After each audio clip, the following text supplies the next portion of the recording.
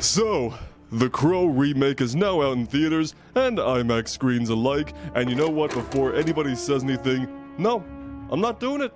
I'm not putting on eye makeup to look like The Crow for this video, alright? I've done that enough times in the past. I did it for Joker. Oh, that's not delicious at all. I did it for the Batman 3 times, but no, I draw the line here. I'm not doing it for this video, alright? No, absolutely not. No, I am not doing it for The Crow. No way in hell I'm doing that. Let's just get into it. Hello, friends, and welcome back to the Brockopp side. And, yeah, here comes a movie that, had like one trailer, one poster, no marketing after that, no press screenings several days beforehand, and the social media reactions only dropped last night. So there are just all kinds of red flags present with this movie, but regardless, if you guys have checked out this movie besides myself, I think other people saw this movie, I'd love to hear your thoughts about it down below. Did you like it? Did you dislike it? But I'm pretty sure you're watching this review because you want to know how the movie was in IMAX, the big square. So, let's just get right into that. So, this is a little awkward because usually this is the part of the video where I tell you what camera the movie was shot on, whether or not it's approved for the IMAX screen or not.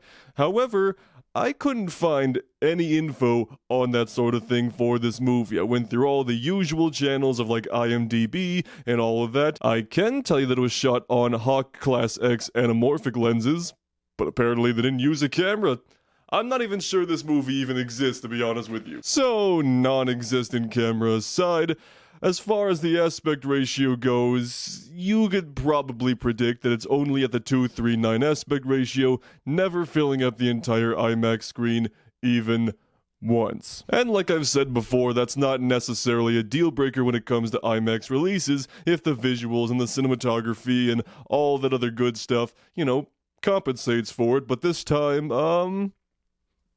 Not particularly, no. This movie is filled with just all kinds of really just bland visuals all throughout, which is such a shame too when you compare it to the original Crow, which has this really incredible goth architecture, everything's at night, there's lightning, and just some really, really cool looking sets, where this one just kind of like metropolitan area number 376. I will say though, there are a couple moments where the visuals are kind of cool, like in those few scenes in the afterlife where it's in this like this weird fogged up train station, there's crows everywhere, it's all muted colors. I thought those parts were really, really cool.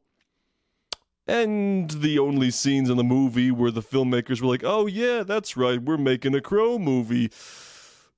Oops. And of course you've got a little bit of action in there as well, and the action scenes are just perfectly fine. They're really nothing spectacular. Even the one action scene inside of an opera house that everyone's kind of talking about, like, yeah, it's bloody and violent and all of that, but just kind of is like, oh, yeah, that's cool, I guess. As far as the sound system goes, I'm willing to bet there was no fancy IMAX 6-track, you know, mix for this at all, which maybe there was, maybe there wasn't. Like I said, I couldn't find any tech specs for this movie whatsoever, unlike literally every other movie I've talked about. So congratulations, Crow movie, you're making me look like an asshole. To make a long story short, the sound really does nothing exciting in the IMAX theater, unfortunately. Soundtrack is kind of cool, but beyond that, just So I guess just to wrap up this rather quick review, I'll give you my overall thoughts on the movie itself, and yeah, you can probably tell by now I was not overly impressed with this Crow remake. Now, don't get me wrong, I'm not some like hardcore fan of the Crow. In fact, I only just watched the original Crow like 3 days ago, and I was like, you know what? This movie is freaking excellent. It's dark, it's gothic, it's a little campy, it delivers an iconic performance by the late Brandon Lee, and has a healthy dose of Ernie Hudson. The remake has literally none of that. And as far as Bill Skarsgård himself is concerned, I don't think he does a horrible job as the new Crow. I mean, some people are going to be quick to criticize his role because you look at him in the movie and you're like, ew, blah, blah, blah, something, something, Jared Leto Joker. And, you know, he's definitely trying, so give him points for that. But overall, you don't find yourself caring for him all that much throughout the movie, and he just does not hold a candle to Brandon Lee's performance, which, unfortunately, you just kind of have to compare the two because, well, you've got this incredible movie, and then you got, this one. So as far as remakes, reboots are concerned, this one is just kind of a bland milquetoast, run-of-the-mill remake where it's like, I'm not quite sure why they had to do it because it doesn't really do anything new, but here we go. Oh, but you know what? This is probably like a minor spoiler, but honestly, who cares at this point?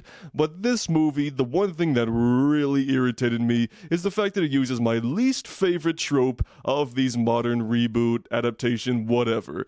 It's the fact that the hero, quote-unquote, has to, quote-unquote, earn their iconic look for the final 20 minutes of the movie. Yeah, you know how the Crow's got like the makeup and the cool jacket and all that in the trailers?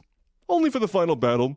In fact, I'm pretty sure throughout the length of this video, I have been wearing the makeup longer than Bill Skarsgård does in the entire movie. It's like, just freaking cool it with this artificial prequel nonsense and just make the movie that you clearly want to make the first time, and people will probably latch onto it. Maybe. I don't know. I'm not exactly giving a rave review of this right now, so that probably might not have made that much of a difference, but anyway. Overall, the Crow remake exists. That's about it. It exists. What more do you want from me? As for whether or not you should see this movie in IMAX, I'm gonna say that no. Wow. I've done 2 of these reviews in 2 weeks where I said not to check it out in IMAX.